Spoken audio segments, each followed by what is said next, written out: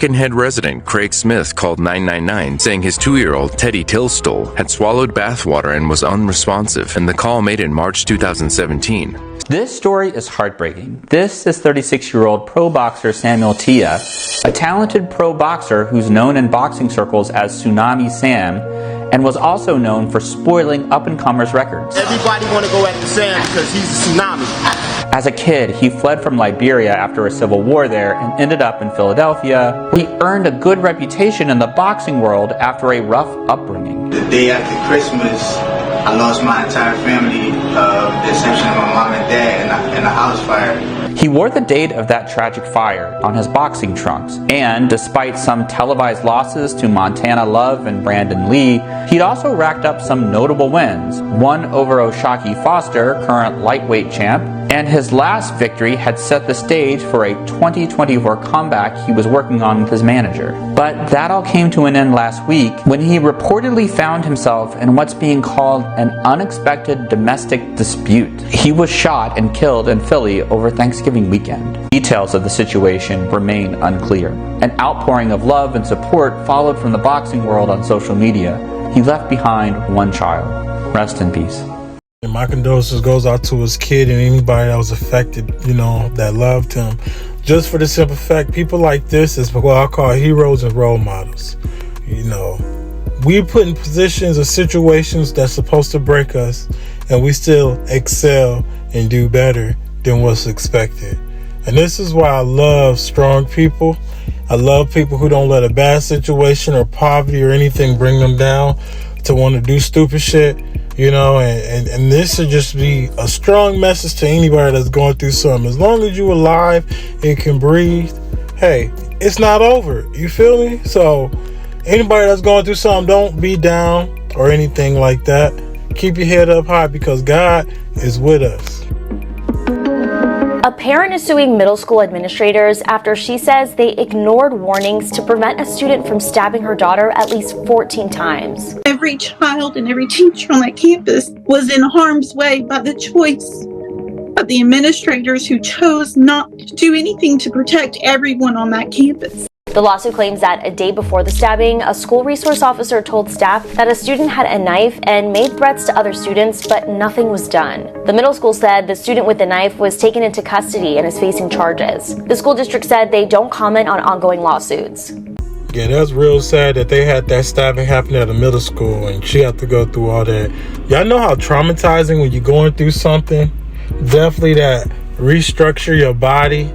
You go through shit mentally, and I'm sorry if you haven't experienced this, and I wish that you don't have to experience this. But yeah, you go through something mentally, physically for sure. But mentally, you got to be strong. And I know going to school for her is going to be so tough. Ambulance, is the patient breathing? No, he's not. He's not breathing. It's a little 2-year-old boy. He's just been in the bath. He's just swallowed water. He's not breathing. His eyes are open. He's not moving. No movement. No breathing. Okay. How old is he? He's 2. He's 2. Yeah. Come on, mate. Okay. The help's being arranged as I'm speaking to you, okay? Stay on the line with me. Come on. Are you right by him now? I'm right by him. Right, listen carefully. Lay him flat on his back on the ground. Flat on his back. Remove any pillows and then kneel next to him and look into his mouth for food or vomit. I've cleared all food and vomit. Is there anything in his mouth? No. No. Okay, now place your hand on his forehead, your other hand under his neck, and carefully tilt his head back. And then put your ear next to his mouth. Can you feel or hear any breathing? It's just like bubbling. Can you feel or hear any breathing? No, it's air coming out. Okay, I'm going to tell you how to give mouth to mouth. Pinch his nose closed and completely cover his mouth with your mouth. Then blow 2 regular breaths into his lungs. About to get into a disturbing call, a disturbing 999 call, because this is over in a foreign country. If you haven't already subscribed to the channel, this is just a review reaction channel as well as an informational channel. Thank you to the people that's been rocking with me. Let's get it. About 1 second each. Just enough to make his chest rise with each breath. Right, okay. No. It's just the air. Could you feel the air going in and out? Yes, yeah. You could. Okay, listen carefully. I'll tell you how to do chest compressions. Make sure he's flat on his back on the floor. Place the heel of your hand on the breastbone in the centre of his chest. Okay. Push down 2 inches with only the heel of your hand touching his chest. Pump his chest hard and fast, at least twice a second. Let his chest come all the way up between pumps and tell me when you're done. 1, 2, 3, 4. 1, 2, 3, 4. Right, now with your hand under his neck, pinch his nose closed and carefully tilt his back again. Yeah. Give 2 more regular breaths and pump his chest 30 times more. Make sure the heel of your hand is on the breastbone in the centre of his chest. Have you done the 2 more breaths? Yeah, I've done 2 more breaths. You've done the 2 more breaths, okay. So from now on, just keep giving him 2 breaths and then 30 pumps, 2 breaths and 30 pumps. Keep doing it until help arrives to take over. Tell me when they're right with him. Just keep going until they're right with you. Is there somebody in the house with you? Well, no, just me and the other daughter. Is she old enough to go and open the front door? No, she's only 3. Oh, gosh, okay. Just you keep going until you hear them knocking.